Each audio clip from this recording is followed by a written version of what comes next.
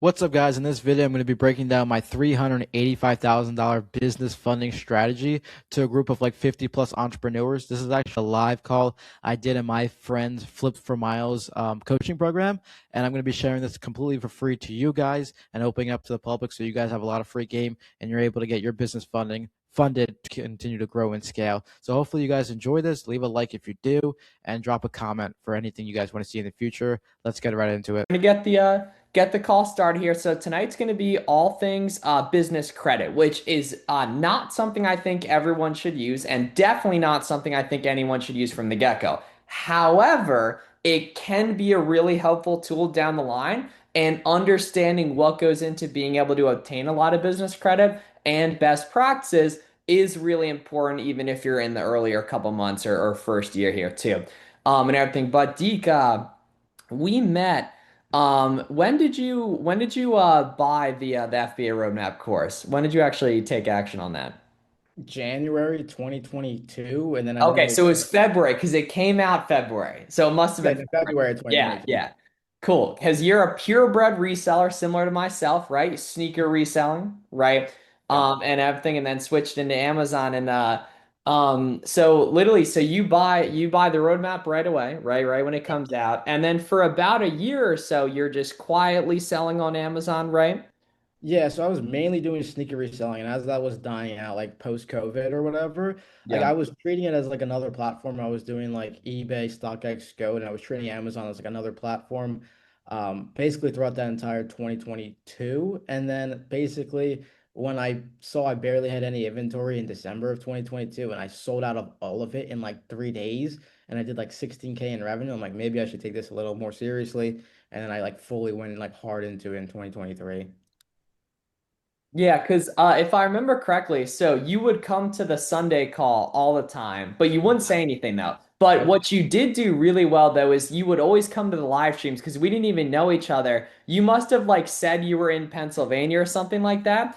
And then literally randomly. So what's interesting is Sadiq actually never even took the one-on-one program because we just kind of became friends. I was like, yo, meet us at the outlets at this time, basically. And then we just linked up. We raided the Converse outlet, and then we Yep. kind of just been friends ever since, basically. Sorry, I hit the mute all because a few people had No, just joined there. But you're good. okay. So Sadiq is a rock star online arbitrage seller. We'll break down briefly what his OA business looks like, what his team looks like, and everything. But what tonight's primarily going to be on is on business credit, right? And Yep. done everything, man. So, briefly, do you want to just break down what the Amazon business looks like right now, and then we'll dig into the tactile business credit stuff. And always, guys, too, if as we're going, if you got any questions, let us know down below in the chat, or feel free to speak up tonight, and everything. So, brief breakdown: what the Amazon business looks like currently, how credit's been able to help that, the year by year revenue, and then breaking down the team, and then we'll dig into. Sick. All right. First of all, thanks for having me, Miles. Good to be with you guys Hell here. yeah, man. Yep. Hopefully, we give you some good info on this call. But brief overview of the Amazon store right now. Right now, I'm like 97, 98% OA, basically all And OA. you're 22, right? Yeah, just turned You 20. guys are all getting old. All these dudes who were like 19 back when we got started are now super old. You too, Anthony. You too, Anthony, as well, man. Oh man. But yeah, OA, it's like basically all OA on my store. We're doing like 400K roughly a month right now, looking to get that A up to like, month? yeah, yeah, Yes, a month. a So month. 10K a day, like 13K a day or whatever that ends up being. 10 Yeah. to 15 is like the range of where we're like sitting at right now. Utilize around 4 prep centers total, just for different reasons, whether it's tax free, whether they specialize in shoes, whether one prep center gets overloaded, I dump it over to another one, depending on like turnaround times and stuff like that. Four full-time VAs, one head of ops, two sourcers, and then one full-time admin.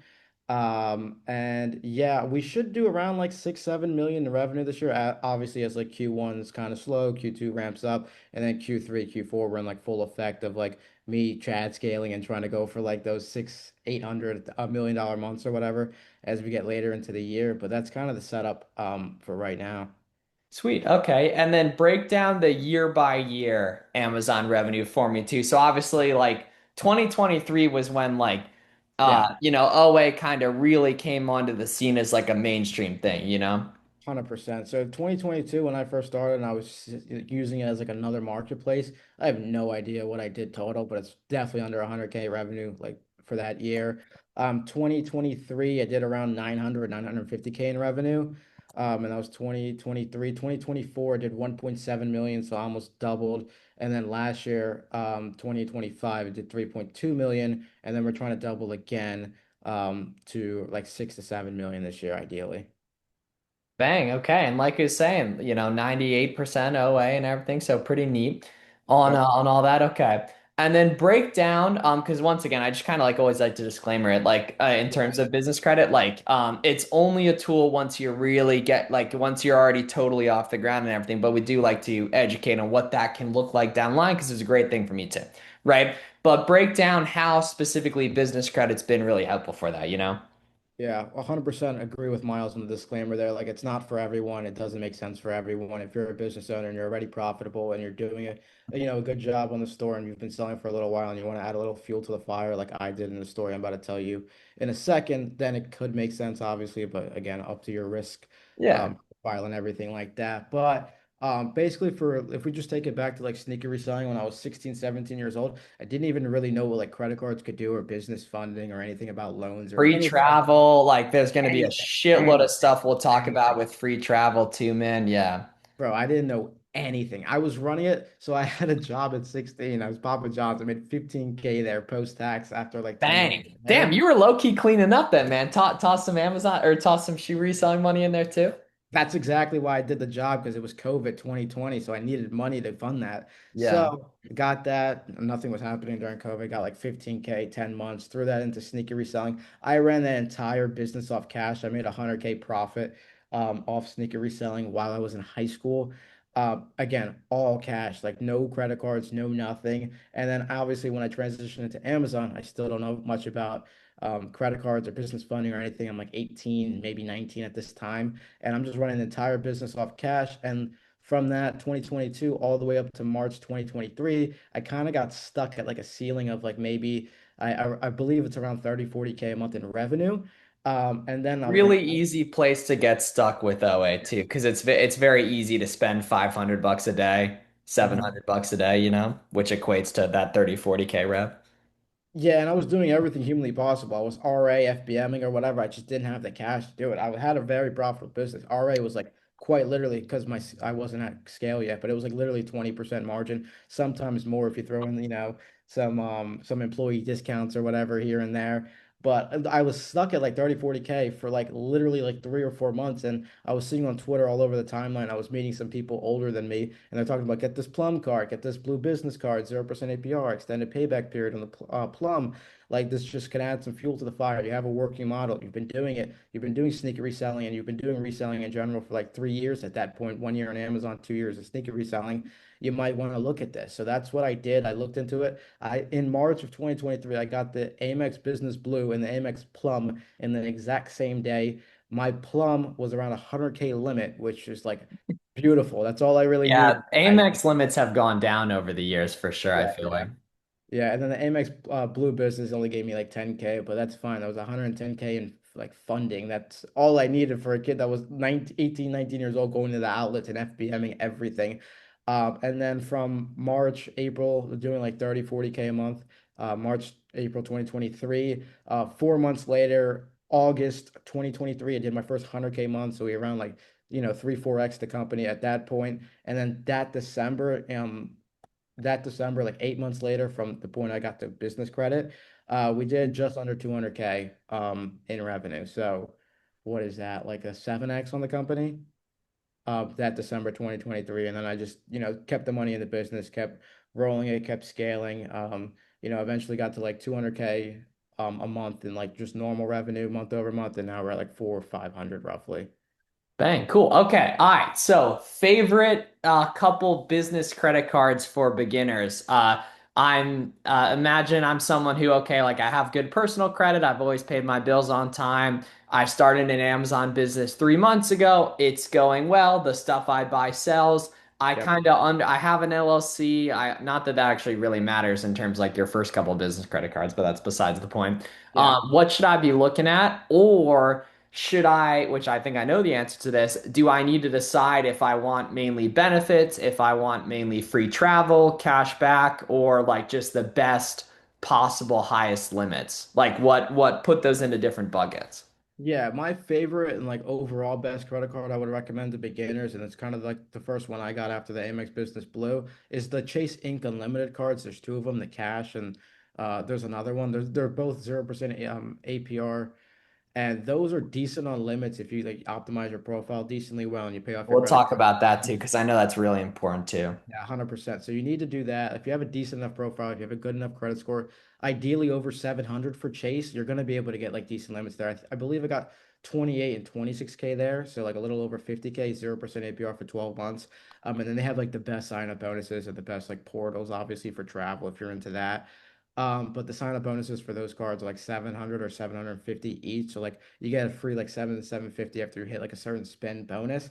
So overall, not even in 0% APR, but just in credit in general, those are my two favorite cards.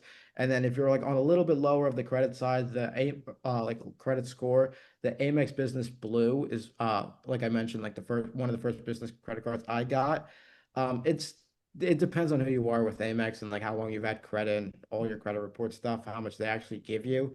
But I got 10K on the Amex Business Blue. It's decent for cash back, 2% cash back, 12 months, 0% intro APR. And you only need a 680 credit score roughly to get approved for that. So those are the two best like entry points, in my opinion.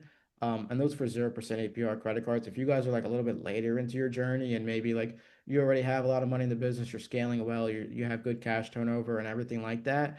The Chase Ink Premier, it's like 2% credit card. That's like the best one. Once Again, you then the step down from that's the Capital One Spark card with the I was 2% about to cash say, back, yep, right? that's the best Yeah. one. Yeah. Those two are great, good limits, but those are paying full at the end of every month. So at the end of each statement, by the due date, you're gonna have to pay it off in full every month. They're not as friendly as an extended payback period card like the 0% APR credit cards of Chase, Amex Business Blue, like I just mentioned. But those two are the best for if you just want to maximize cash back, put money in your pocket. Maybe you can't take a salary just yet because you're not at scale, but you at least can put that money away and pay yourself that. That's what I was doing for so many years, is just paying myself the cash back, Rakuten, Top Cash Back, and those credit cards. And then what was the last? Oh, travel. The best one Yeah, for so like business owner P straight is like it's purely just like okay, give me a high limit, right? yep. But if I'm like, hey, okay, like this is a side hustle, but getting 10 grand a year or 15 grand a year in free travel, half from sign up bonuses, half from just points sounds unbelievably life-changing, you know? Yeah, 100%. And it's gonna be the Chase cards. Again, like they have the best sign up So it's the bonuses. best of both worlds. Yeah, Chase is like the golden standard. It's like my favorite one by a lot because your points go so much further. So I stayed in the Park Hyatt in New York City in February. Those hotels, I got an upgraded stay. Those hotels, if you look it up for the upgraded suite, it's 2,500 a night. I was there for 4 nights, so that would be 10 grand, obviously, right? That only cost me 100,000 Amex points, which was like equivalent to Oh, 1,000. that's an incredible redemption then I on got that. I got a Yeah. 10x redemption on it, Yeah, and holy crap. So you essentially got like 20% cash back on that inventory spend or so, essentially in like nominal value. yeah, something crazy Yeah. like that. Yeah. Something insane. I got a 10x value. So like Chase is the golden standard. Those points transfer so well, especially if you're using Hyatt. So the Park Hyatt's right next to Central Park in New York City. It's extremely nice. And you can do like a bunch of other good stays, like literally all over the US or different countries as well. But Chase is going to be the best because you earn ultimate reward points for each dollar you spend on the Ink credit card I mentioned, the 0% APR ones. The best one that I mentioned for cash back, the Chase Ink Premier, those do not transfer. That's the only one that doesn't transfer. All the other Chase cards are going to transfer to the Ultimate Reward portal. And then you can have those in your portal and just book Hyatt stays for basically free once you have enough points. So again, I got 10K worth of free travel in one trip 2 months ago. Like it is pretty life-changing if you do optimize Yeah, properly. and all you needed was like 15 minutes of knowledge to know that. It's like not, it's like, it's, there's like this kind of thing where like, are you going to be able to make an extra 100 grand a year from this? No. Like at big scale, maybe like spending millions, but like Yeah. where you'll really get the benefit is like just taking the game you get from this, watching Sadiq's free course on YouTube too. I linked that. Check him out on Twitter, right? And then very smartly through optimizing what you're putting your inventory spend through and then doing a couple sign up bonuses a year, you can get a kick ass. Every single person here, right, can get an extra 5, 10, 20 grand a year in value that could make life a lot more fun in vacation and flights and stuff like that, you know? Yeah, then you get into the game. I agree 100%. And then you get into the game of like sign up bonuses, and then you get these points, and then you transfer them from like the certain credit cards just to be able to, cash them out in the Chase Ultimate Rewards portal. And there's a bunch of game there. I'm gonna make a YouTube video on that as well. Bang. Fire. Okay, so AJ says, both myself and my partner have a Capital One Spark business credit card, but we have no idea how to track our business credit card or our business credit score. How does that work? Yeah, so you want to download either Experian or Credit Karma. I just recommend Experian to be honest. Don't pay for it, but Yeah, experience don't very pay good. for They're gonna try to upsell you like crazy. They've been trying to upsell me for like 6 years. it. It's a very helpful free tool. Yeah, 100%. And then that'll run you through like your full credit report. It'll tell your credit score, your credit age, how much balance you have on each credit card when the statement closes and things like that. It'll give you a good idea of like what you look or where you're at or where you stand. And isn't it technically it's not a business credit card or business credit score, it's just like your personal profile? Pretty much, yeah. They're like, Yeah. yeah, Yeah, I think that's a very common misconception in that like your business, and once again, I'm no expert, Sadiq's the expert here, right? But like right, like it's primarily just based on your personal credit profile is how your business gets rated and then the limits it gets. And then also your relationship with that specific bank too. 100%. Yeah. Yeah. Cool. All right, sweet. Noah, what's up, man? Hey, I nerded out on credit cards. I mean, not as in depth as we're talking about right now, but a few years ago, and Yeah. I like for example, I have the Robinhood credit card, and I've tried redeeming the points through like their portal for like travel and hotels and all that. And like you were just saying, like you can redeem the points and it's basically like free. Yeah. Um, but when I've compared the price versus how much, if 1 point's 1 cent, they always seem to upsell. But is that not always the case through like the portal that you're using? Does that make sense? Like, does it really outweigh the benefit of just getting cash back? Yeah, some of them are like that, especially if you look at Amex sometimes when it comes to like the flight rewards, like sometimes it's like even more. But I mean, at the end of the day, you're getting it like the cash back for free or like the points for free just for the inventory and the money you're gonna spend anyway. So if you look at it like that, it's a good benefit, but there's also ways to optimize it. Like so the Chase Ultimate Rewards portal is definitely the best. And then So that's right, either booking directly through Chase or yeah, transferring or it, right? transferring your points to Yeah. like different like a different provider. Yeah, I Right. consider myself like sorry, no, like largely inept Dude, with this stuff, and I've still made like at probably like 100 grand the past couple years from this stuff, like 100K profit too. Like I lived in a hotel for 6 weeks in Miami when I moved there. Like you can really clean up with this stuff as you're deploying more and more capital for inventory and a small bit of education. Sitting here for this call, watching Sadiq stuff on YouTube, getting a little educated here, right? Is like it can make a massive difference in like your personal like free travel you can get and everything. Just as a broad statement, but you were saying no?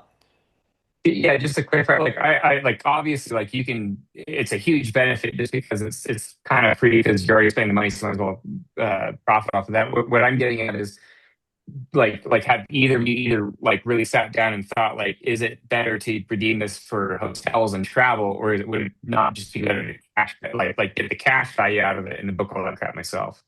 Yeah, Does that make it's kind sense? of yeah, that does make sense, and I agree. It varies like case by case basis. So like for that the Park Hyatt I was telling you about in New York, like that was a good deal. Yeah, that was a loop where like that was on a blog or a YouTube video. People were saying like, "Yo, this is a banger redemption," I assume, Well, right? and then on top of that, so like that could be true, Noah, but then also it's like if you get into like spending more and more, and then you get certain statuses, like the reason I got the suite upgrade is because I have a high status with the World of Hyatt card. So I have like the max spending where I spend like I think 150K a year on that credit card. So I got the free upgrade and I got the free globalist status and I got the upgrade and I got the free room service and I got the free parking and I got like, So like that's true. So like you can find loops or like places where it's undervalued and it's extremely nice, and then you can make it worth your while there. But I get what you're saying with like the Chase, you can convert it $1 to $1 worth.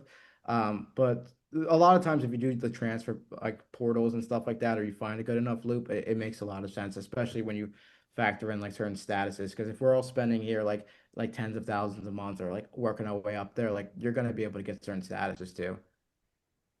Cool, thanks. Sweet. Con, you had a point there, right? Yeah, no, to answer Noel's question, like if you get you get back 1 penny per every point that you redeem for cash, but if you redeem 100,000 for a class or first class ticket, it's you either get 1,000 cash or 12,000 in airline points. So that's the difference. Yeah, so you got So to find the loops, the basically like the yeah, convenient redemptions yeah. So in the travel context. Yeah, and it's pretty neat. Like I know with like most Hyatts in America that aren't in like major cities, it's like 5K points per night, right? Yeah, like five to I 10. can't believe it's still that cheap, man. Like that's nothing, you know? That is nothing. Yeah. Yeah, which is interesting because it's not like they're like bad hotels either. Like No, they're that's decent. insane. Yeah, like I mean I've stayed in like I don't know, maybe probably a hundred free hotel nights the past 4 years or so. Yeah. And it's typically substantially more than that, but I was always doing it through Amex there. yeah. Okay, the homie Michael here has a question, and then we'll do Chase and Nadir as well in the chat. But Michael, what's up, man? Hey, Sadiq, your level of spending, what do you recommend in terms of like credit card floating? Do you still recommend just doing like the first week of your statement cycle to get the Oh, full until you get to love this. 55 This days? is huge for And Q4. Yeah. yeah, and especially for you that has more, because I only have four credit cards. So it's Yeah. easy for me to just tell my banks and be like, hey, every week is going to be one credit card. But I'm assuming once you have eight, do you just start doubling and having Yeah. your VA spend from each and just keep it, hey, 1 week for each credit card? Yeah, Yeah. break down that concept too, because that's really important for down the line in the scaling process. Like it's not relevant at all beginner wise, but down the line it is relevant. Yeah. You asked such a good question. So what Michael's asking basically is should he stack his credit cards based on the due date? So when the statement opens and like, Yeah, so you're always spending the money that's furthest out, that's yeah. due furthest out. So when the statement first opens, you want to spend the money because we all sell on Amazon, obviously, in the cash conversion cycle. It doesn't really matter how fast or good your prep center is or if you're FBMing. The cash turnaround time or the cash conversion cycle is basically as little as 3 weeks of the Amazon 2 week payout or whatever, all the way up to like 6 to 8 weeks. So ideally, the more time you have to pay, and if you start in the beginning of the credit card cycle and you spend all your money there, so it's the furthest out from the due date, that's going to be like amazing for your cash flow. You're not going to really have too much issues, especially if you're like looping in some 0% APR credit cards, or if you guys got the Plum card before it expired. So the Plum Rest card, in like peace. no, yeah, rest in peace, the Plum card. That was my favorite card for a Yeah. while. But that card is like a 60-day payback period. Again, it's not around anymore, but just for context, it's a 60-day payback period. So double the normal one of 30 days. But if you time it right, so after the statement closes and they tell you how much money you owe. So from when the statement closes and it tells you how much money you owe to your due date, it's typically 2 to 3 weeks. But if you use that to spend even more money, so the 2 to 3 weeks plus the 60-day again, it's going to be more like 80 days to pay, which for all of us, our cash conversion cycle, you should be able to buy the inventory, ship to Amazon, it receives, it goes through FC transfers, becomes available, you sell Nah, to we the optimizing everything, man. No FC transfer. Are you optimizing everything? yeah, yeah, for Yeah, you whatever, gotta be, yeah, optimize everything, family. Optimize everything. yeah, whatever I can, 100%. Yeah. So, Sweet. Oh yeah. sorry, quick question on Yeah, that. Um, are you for your credit cards? Sorry, I just forgot what I was going to say. I was like focusing so hard. I'll remember the question later. yeah, no worries, man. Sweet. Um, Okay, cool. Oh, yep. Oh, another thing too is if you guys like don't know how to change your credit card statements or when they open or whatever, as long as it's before the statement closes for the next one, you can call up Chase, Amex, or Capital One and request a different date. So if you just put in all your credit cards into like ChatGPT or Claude or whatever, it'll actually build you like the most optimal like billing cycle for each of them. So you're paying like a credit card off every week or every other week. So your cash flows as best as possible, if that makes sense. And if you don't have the date you want, you just call up any of those companies, request a change, and then after that statement closes, the next one's going to follow suit for when that's going to be due. One other huge piece of business credit game, if you ever get declined, always call the reconsideration line at the bank. That has made me tons of money and tons of extra sign-up bonus money too. Um, 100%. yeah. Yeah. Okay, cool. Michael, do you have another question? You still got the hand raised. Now I remembered it. Okay, Hell cool. yeah. Sorry guys, my W brain is Michael, fried. W I've Michael. been Yeah. working since 6 a.m. I'm trying to like focus.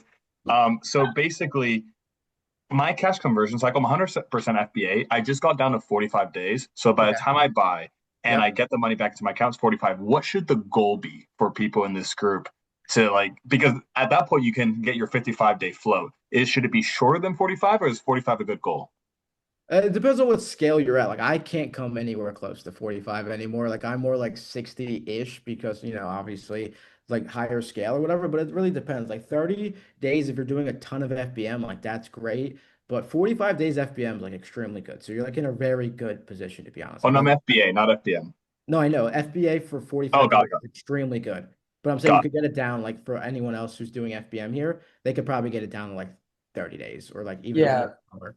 With Claude, you can do like unbelievable cash flow projections too. Yeah, yeah. I've spent so many nights up to like 2 a.m. trying to figure this out and like get it better because for a long time I felt like I had a lot more money in the business than the revenue I was producing. And you can just optimize a lot of stuff like that, spending the money in the beginning of the credit card cycle, or like going through Claude and telling it your problems too.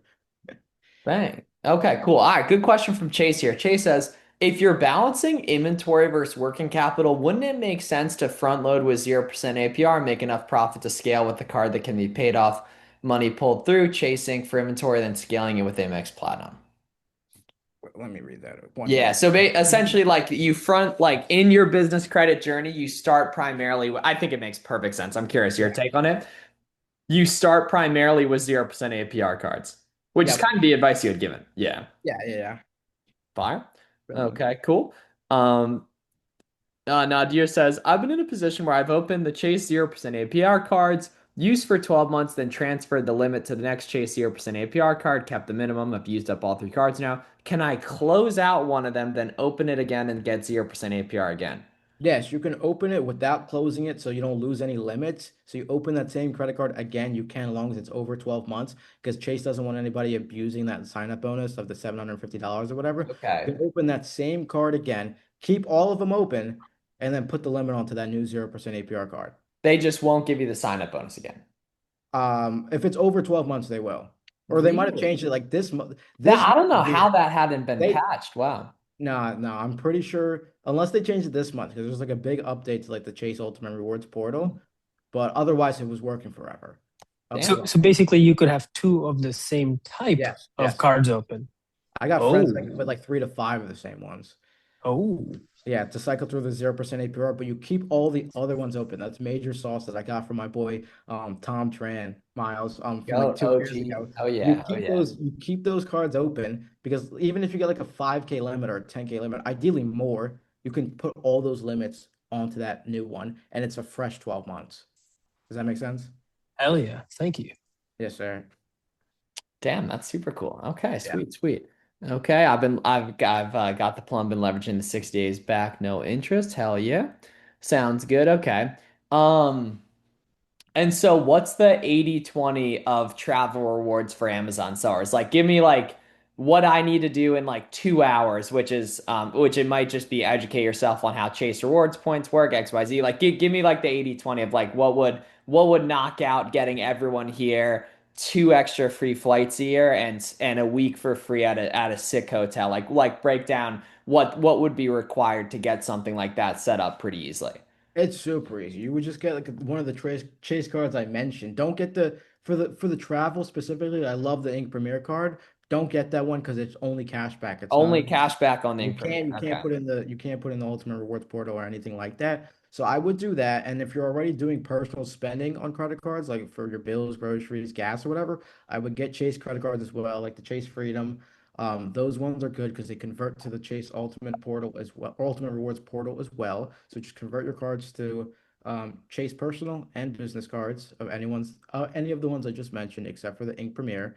And then you would just start putting all your normal spending, personal and business there. You start racking up some points, and then as you like, spend money you're gonna spend anyway on this inventory, then you go cash it out and redeem it. But before you do that, maybe you look up on some blogs or you spend like 30 minutes to like 45 minutes on You Claude or watch, you watch the Sadiq Wahab free business credit course, you know? yeah, I like that as that well. on the YouTube. Yeah. Yeah, and then I'll That's an make hour of it. yep, and then I'll make a full like travel hacking video as well to help you guys out. But it's just basically putting your spend on that Chase card. Like Chase is so good for the hotels because Chase is typically good for hotels and then Amex is typically good for the free flights. But yeah, so just Okay. And transfer your business. say I go to say I get like this is what it's so why it's so important for you guys to be aware of this like Chase Inc. business. Okay. So sign up bonus on one like the Chase Inc. Unlimited is okay, 700. Wait, what would be the points one? So the Chase, I'm looking at the bonuses. What would be like a big sign up bonus for points for Chase, or does that not exist? No, you could make the 770,000 points. You Yeah, you could. can Boom. make Okay, fine. Okay, good. Perfect. Okay, cool. So yeah, I'm looking at it right now basically. So like Chase Inc. business here, I can get 750 bucks here, right? So I can get 750 bucks right here, right? Oh, boom. Holy shit. Okay, 100,000. So if I'm not mistaken, Sadiq, this could be transferred 1-to-1 to Hyatt for 20 nights in most parts of America, right? yeah. That is insane. That is insane. And all you got to do is spend 8 grand first 3 months, which is like Wait, something wait, most people here are doing or will be can you open doing. that back up real quick? Oh yeah, 100%. I think that's what Mirror. And if you zoom out a little bit, so Oh. that third one, the preferred, that's available in the Ultimate Rewards portal and it's transferable. So it's 1.5% cash back on that credit card, up to 2,000 if you're spending over 5K in a single purchase. So that one works. The one next to it is the one I'm talking about that This is doesn't. the one that you can only do cash back on here. Correct. So that one with the 100K sign up bonus, like I just mentioned with the Hyatt that was 10K, like the Park Hyatt was 10K, that was 100,000 points, so a 10x redemption, and you would have got it off the sign up bonus alone. Does that make Yeah, sense? and it's like it's a little bit of knowledge for like a big reward for the type of work we do just in the path that we've chosen here doing this stuff, you know? Yeah, and then another thing too is the Hyatts, if you're doing the one-to-one on Chase, they also have certain dates where they're quote unquote off season. So that's why I was off season when I got the Hyatt because it was February, technically still winter in the Northeast. So it was only 25,000 points a night instead of like the standard 35 or 40,000 45,000 points a night. It would be in spring of summer where New York's obviously a lot more, pretty. So can I add something on Chase? Yeah, please, man. Okay, there's a lot of the best redemption is transfer to partners, right? Yep. Yeah. And if you look on throughout the year, so like they would do like 20% extra to transfer to Air Canada and like 60% extra to like IHG, something like that. So those are the points that you use. Take advantage of that. I do it all the time. I just transfer 20, extra 20%, you know, like to Air Canada and book. Yes, Fine. sir. Okay, cool. Do you play around at all with transferring your Rakuten cash back to points? I recently heard about that because of Jeff, but like I haven't done it at all to be honest. I If you just use a lot of gift cards though, you don't end up getting much cash back though, you know? So it right. just kind of depends what retailers you primarily buy on, whether it's ones you're using gift cards or whether it's ones you end up farming cash back on, you know? Yeah, I don't do the point redemption like that personally for Rakuten.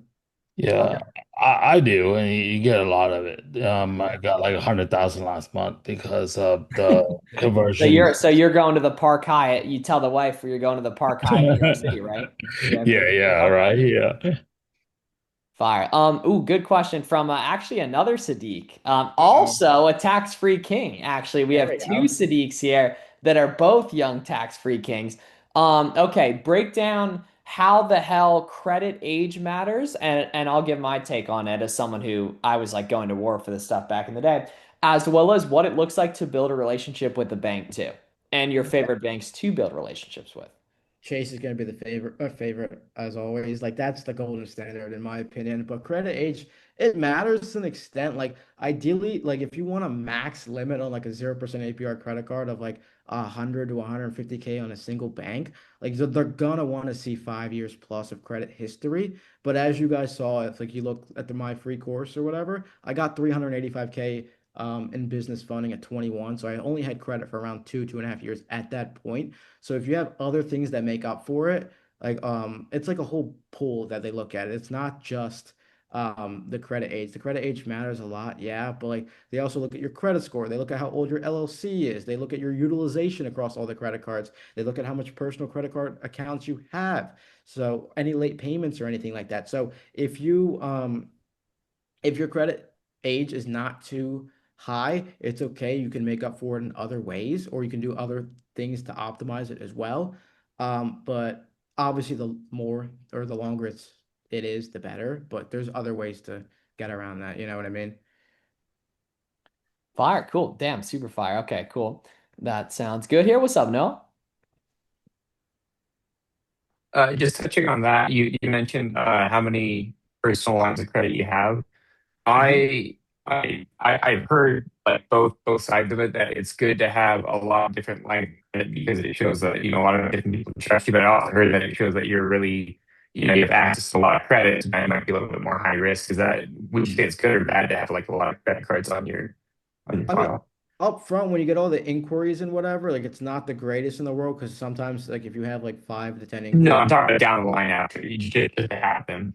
Oh, then in my opinion, it's good because you're showing that you're paying off more money over time. And for the Okay. way Even if you're not utilizing all of them.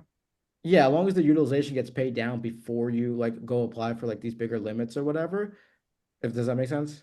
Then it's fine. Yeah, yeah. But like I have several credit cards I just got like 5 years ago just because I thought it helped my credit score, and I haven't used any. And I mean that's not bad, right? That's good. Yeah, because it You could lengthens the be because average you age of account too, which Yeah, is it does. good. So over time, it weights the average age of account way further back, which is very good for you. yeah, exactly, yeah, and it gives it much more weight because it's over more lines of credit. But you were just saying that it shows that you can pay down credit like larger credit more. What I'm saying is even if you're not utilizing it, like they say, oh well, he has a lot of credit, but he's not using it, so we really don't know how much you can. Like, does that make sense?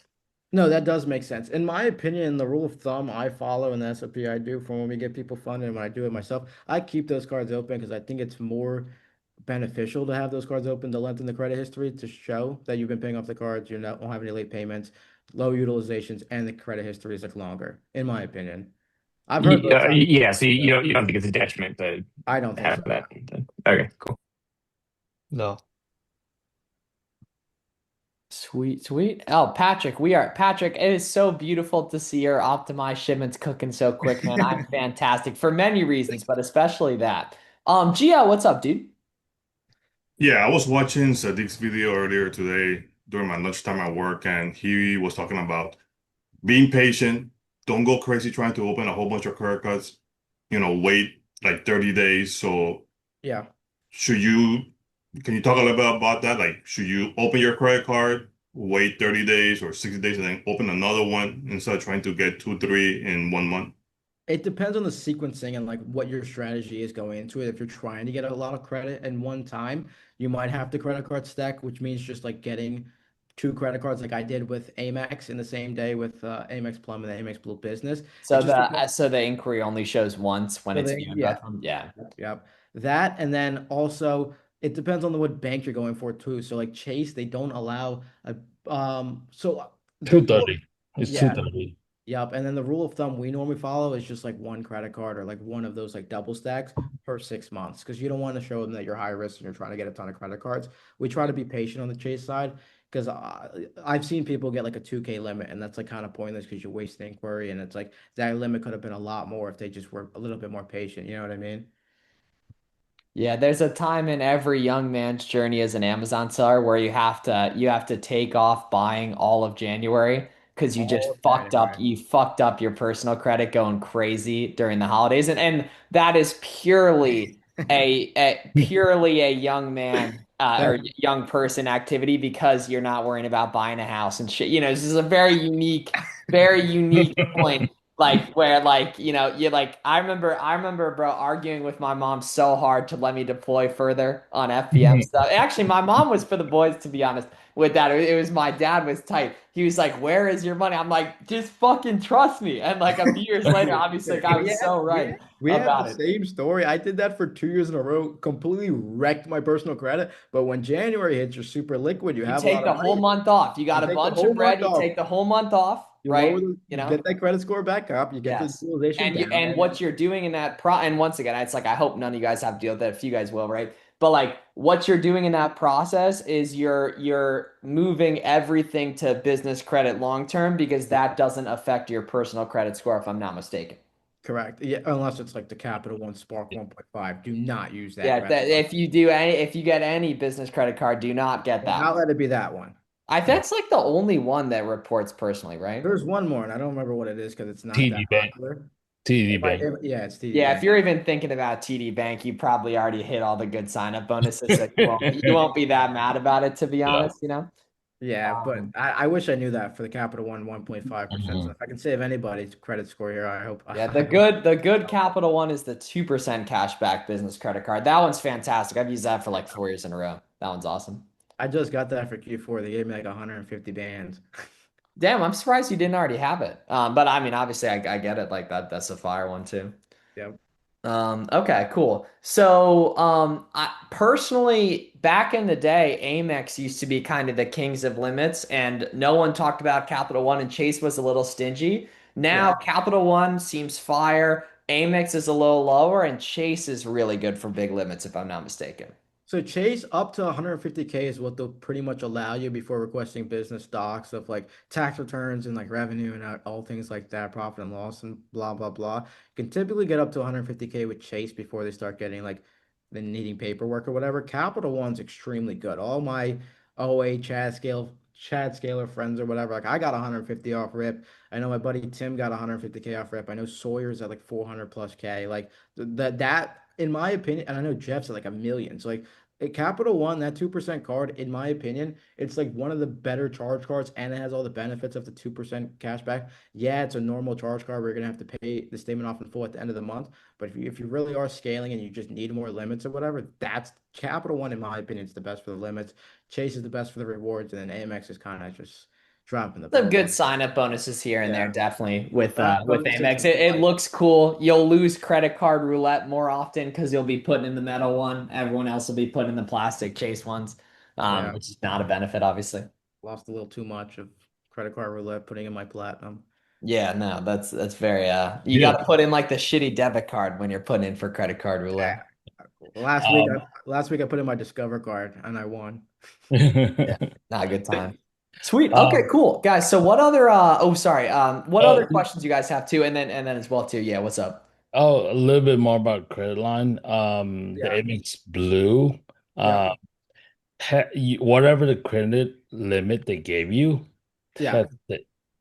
Because they gave me 4,000 and I charged 65,000 on it last month. Okay, one more time on that, man. One Yes. more time on that. Okay, the Amex Blue, they Yep. just gave it to me and they gave me a good old $4,000 credit Yep. line, right? We And charged you, dude, you've 65. probably been an Amex customer since like the 90s or something, right? No, this one's my wife, so it's like Oh, so she's okay, so newer. 6 months old, Okay. right? Yeah. We put $65,000 on that card last month. So to push the limits, man. Yeah. Yeah. I agree. Yeah. Keep pushing it, you know. It says your limit is 10K, charge 15 on it until they say no more. So Yep. keep going. Yeah. What is the You're best time to ask for a credit line increase? Ooh.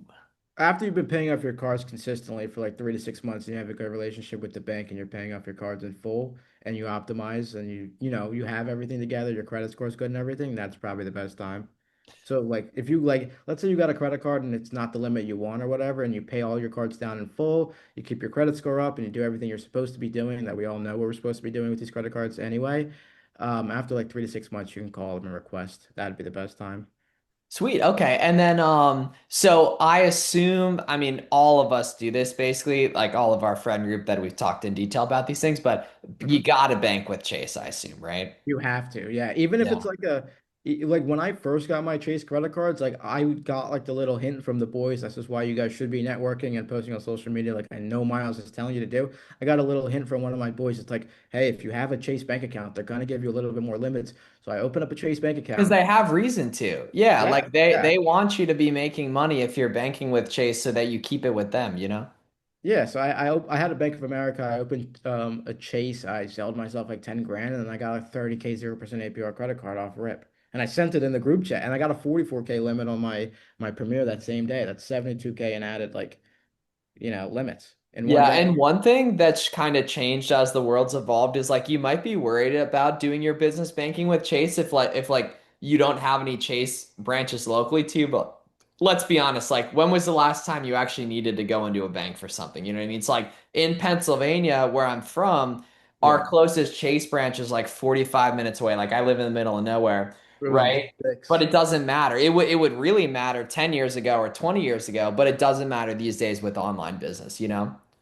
Yeah, and then there's like online relationship, like RMs as relationship managers as well. You can just call on the phone and they'll be able to help you out instead of going to the branch because everything's moving online, obviously. Bang. Okay. Can you go into more? We kind of touched on this. The relationship with the bank, is it just paying off cards Yeah, over paying time? up cards, banking with them, having money in the bank. Like I've heard if you use like the Amex, I don't have this, but I've heard from a lot of people if you have the Amex like checkings account, which it's up to you because I know it's not eligible for next day payouts on your Solar Central account, but if you bank with them, they're more likely to give you better limits or give you a line of credit down the road. So it's going to come down to your relationship with the bank. How long have you been banking with them? How much money's in that bank account? How much money's flowing through there? How long have you had it open? Like just they go through like a whole like point system of like everything. They're looking at everything basically to determine how much they're going to give you. You ever done Mercury banking? Mercury's fire. That's what I put at number two behind Chase. Like if Yeah. you like the Mercury UI, there's certainly something to be said for liking. Yeah, like I like the Mercury UI. That's what we use at Boxum. Yep. But like there's certainly something to be said. Like no one ever woke up and said they liked the layout of the Wells Fargo app. Not a You know what I single mean? soul. But a lot of people have said that about Mercury. You know what I mean? So like there's certainly an argument for that where it's like you don't have to drop everything and go bank with Chase, you know? Yes, sir. Yes, sir. Michael said, "How your cash cycle is over 60 days." I think we skipped over this. How are you paying up the cards? It's just, if I'm being 100% honest, again, I don't recommend doing this. It's because I was using these 0% APR credit cards and these And extended you're pay 3 years into the game too. 3 years So in it's the like game. you have a lot of equity built up from that, you know?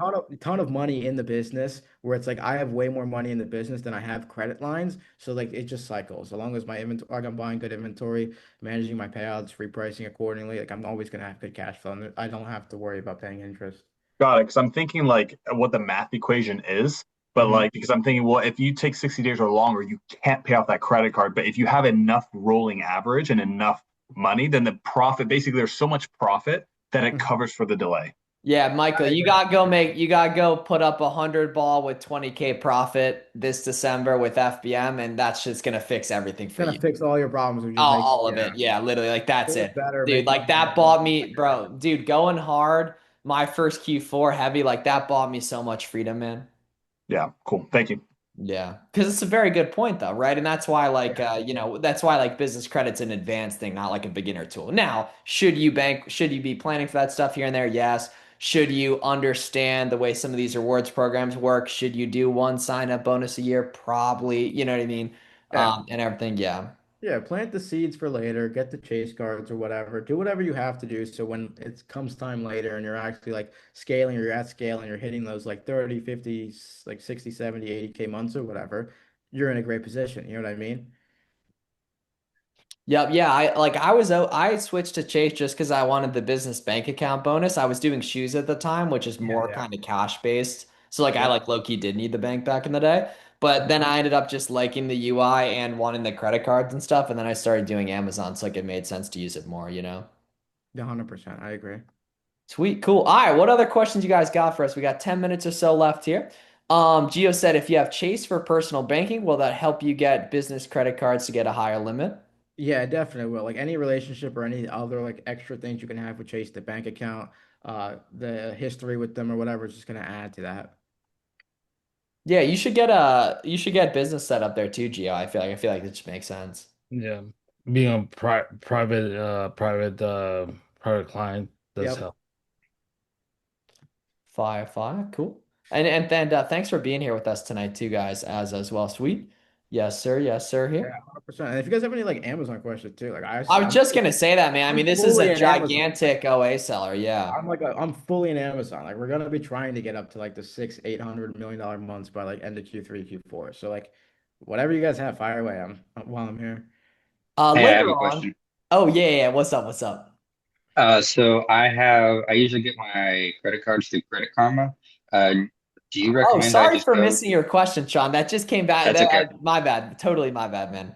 That's okay. Do you recommend that I go to the site myself and just apply for them? The problem is I have like maybe 6 hard inquiries within the past few months, so I've been getting Yeah. denied, but my credit score is like 720. What do you recommend I do as far as getting approved for credit cards? You said you go through Credit Karma. I've never done that before. I go through like the credit website, and then anything over 720 should be enough to get you basically every single credit card for a business. And then for the inquiries, you can either like wait for them to fall off, or there's like ways to get them off as well. So you can look into that. What's the name of the credit website? Say it again. What's the name of the credit website? You said you used the credit website. Oh, like whatever. Experian. Yeah. Yeah. But Experian. Experian for like seeing your profile and stuff. And then for Oh yeah. applying, I think do it through the bank website on incognito tab, always. Incognito tab so you can get the extra sign up bonus. Because if they know you went to Chase 4 times in the past week, they know you're really high intent, and they're not going to offer you as big a sign up bonus as you could sometimes get on incognito. Yeah, I This kind is of the know this question. Yeah, Experian right there. all right. Thank you. Just don't pay for it. Yeah, you don't need to. They're going Don't to try pay to for it. upsell No you need like to. crazy, but you don't need to pay for it. Yeah. Yeah. Cool.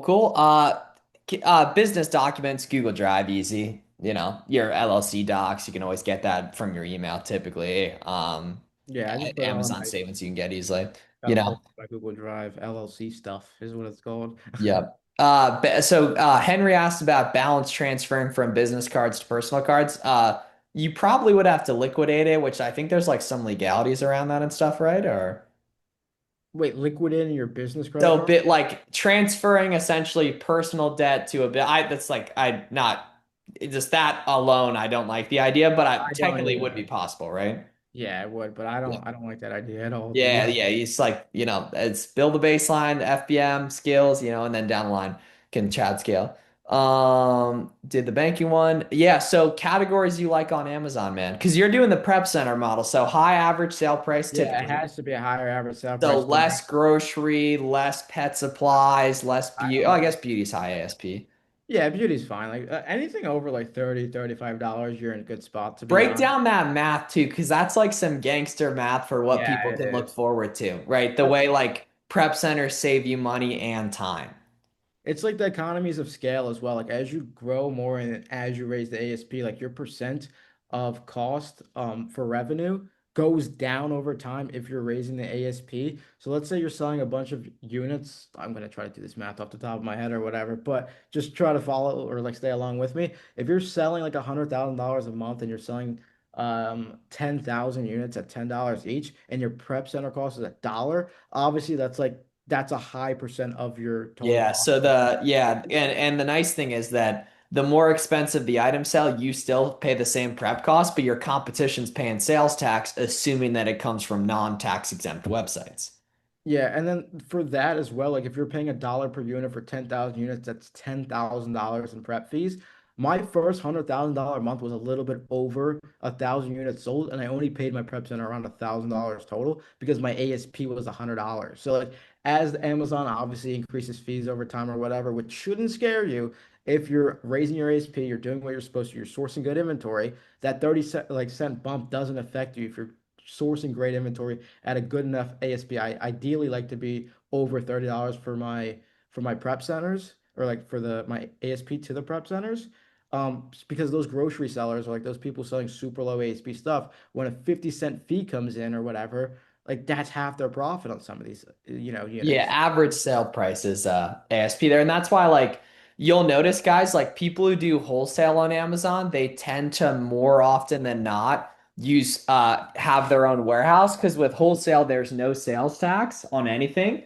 So there's less of a reason to use a prep center. Meanwhile, with OA, most things you people pay sales tax on unless it's a tax exempt website or it's something that for you, like Anthony and Henry in Florida, is sales tax free in grocery vitamin, or Sadiq and I being Pennsylvania natives, shoes, clothing, grocery, etc. there. Yeah, and I know Miles has you guys set up with like the tax exempt websites too with Yeah, the whenever you can, you use tax exempt obviously there too. Yep. Sweet, cool. Noah, you got another cue here? Yeah, just I was wondering if just what your thoughts were on the loans that Amazon, the Seller Central offer every now and again. If those are worth taking, or should you just stay away from them? I've taken plenty of them. Again, make sure like if you're adding any debt to the business, just make sure you're profitable, you're scaling, you know what you're doing. You've been doing it for a while. But I've taken plenty of them. I've taken Lendistry, I've taken Sellerfy, I've taken the normal Amazon ones. But again, it's because I was super profitable. I've been in the business for a ton of years and I knew the risk I was taking on. Those are good, but the issue is like they do add a lot of expenses in the interest of like I think the average nowadays is like high teens, 14 to 17%, upwards of like 20% on these loans, which is a little predatory in my opinion. And if you ever see like the paraffin loans or any of the revenue-based loans where they're pulling daily or weekly from you, it's gonna mess up your cash flow. So I wouldn't take any of the revenue-based loans where they take a percent of your sales back to pay off the loans. But like the ones I just mentioned, like I've taken Uncapped, Sellerfi, I've taken Lendistry, like things like that, the normal Amazon ones, I've definitely taken those. But the alternative to that would be the credit card game I'm giving you guys now. Because if you optimize your credit card profile accordingly, if you set up like good sequencing and knowing when to apply or whatever, you should be able to get like very high limits without having to, give away some of your margin into interest, you know? Bang, bang. Sweet. What's up, Michael? At your level, how are you looking at refunds? I'm just this last week, I've been getting quite a bit of refunds, and it's kind of like sparse throughout. So it's not like just one ASIN. So I'm Yeah. like, man, this is really killing like some of my like margins. So I was wondering, like at your scale, what do you do? Because I know there's a couple categories like grocery and vitamins and stuff where you don't get any. Do you try to stick to the categories where there's no refunds, or how do you mitigate it? I love those categories of like no refund. So like supplement's a good one, but I know it's human ingestible and engaged. So if it's too high for you, like it's okay. There's other categories where like toys, depending on the toys, like 2 to 3%. It's just knowing the let me give you guys a great resource to selection guidance, Seller Central.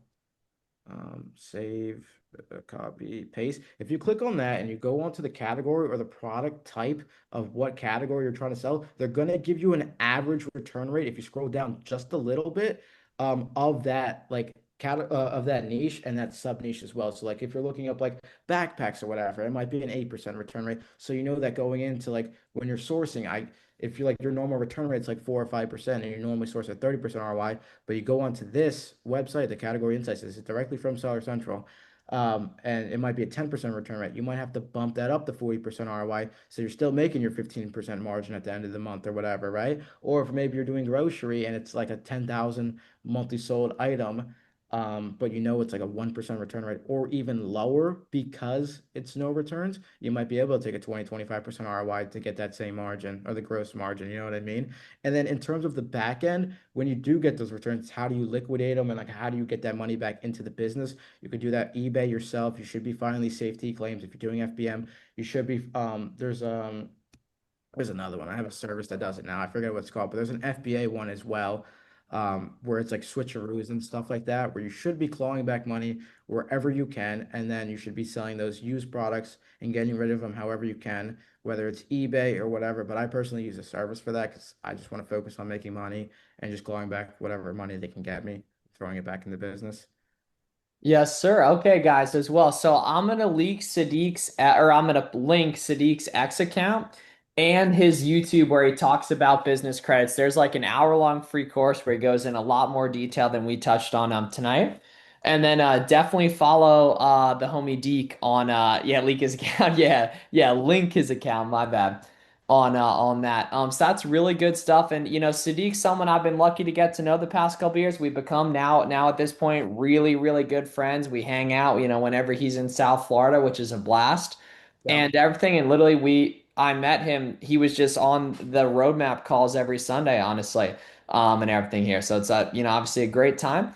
and everything. He's someone that's totally done it right. And yeah, the best place to start with that, right, is watch Sadiq's free course on YouTube. You can comment, you can DM him any questions on X as well as Instagram. And thanks a lot. Let's show some love for Sadiq in the chat. Thanks so much for hopping on with us tonight, man. It's a blast. Yes, sir. Thanks for having me, Miles. Thanks for being here, everyone. I appreciate you guys taking your time out of your day to listen to me and what I have to say. So if you have any questions and after you watch the free course, just hit me up on Instagram. That's probably where I'm most active. And I'll answer any Amazon credit questions or whatever you guys have for me. I don't mind at all. Cool. All right. Hey, y'all have a blessed evening. I'll see you guys on Monday night. And thanks again, Deke, okay? Yes, sir. All right, that's all Thank guys. you. All right. See you guys soon. Thanks a lot, everyone. Talk to y'all later. Bye. See you later.